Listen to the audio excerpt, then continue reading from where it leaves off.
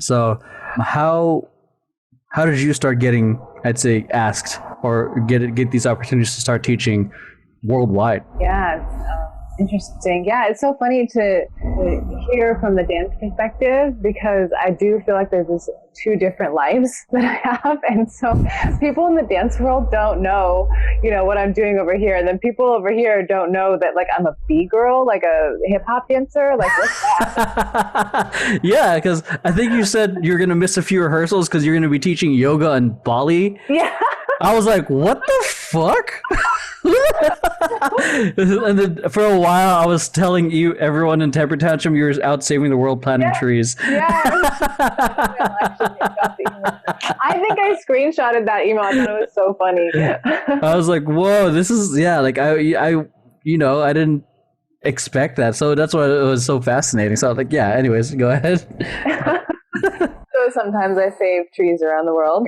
I'd say you're saving people through helping them with breath work. Yeah, actually. Yeah. I don't know. I mean, I've done so many yoga trainings along the way, and again, organically, like it just organically happened. Like a teacher would ask me to assist something that I took this training the year before, and then the next year they asked me to assist it. And it was always in between things I was doing in San Francisco. So it was just like, living and working as a dancer in San Francisco and performing and stuff. And then I would get asked to go assist this thing, and I would just leave town. And so they were kind of separate worlds from the beginning. But yeah, I mean, I just have different teachers around that have supported me in doing the work and teaching yoga and breath work and a little bit of qigong as well. And it turned into, because every time you do a workshop, there's a ton of people there. And so it's turned into clients, and I got deeper into the healing work, and I got a license to be a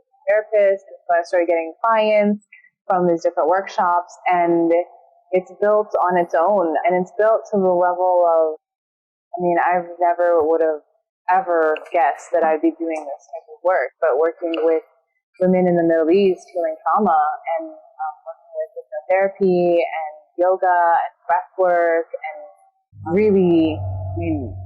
really helping with some things that I just never thought I would be doing. Like, these women are amazing, and they're dealing with just an interesting time period right now where there's enough media around the world and information and international universities that the women are all hip to what's going on in the rest of the world and have been educated in London or the US or whatever, and then come back home to a super tight traditional Muslim structure that's kind of locking them into the old stuff. And so they're really looking for ways to live on their own and be independent and be healed of whatever has been going on for them. And so it's just this great time in the Middle East right now where women are just actively healing themselves. They're actively seeking yoga. They're actively seeking hypnotherapy and how to change, because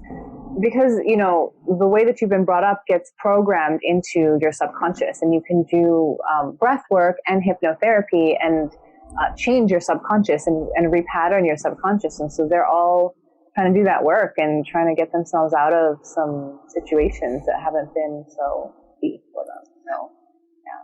That's so interesting, because like as you were talking and you're talking about helping with the healing work, it's so interesting how you were looking at dance as a form of healing and healing yourself, that you yourself have become the healer for others.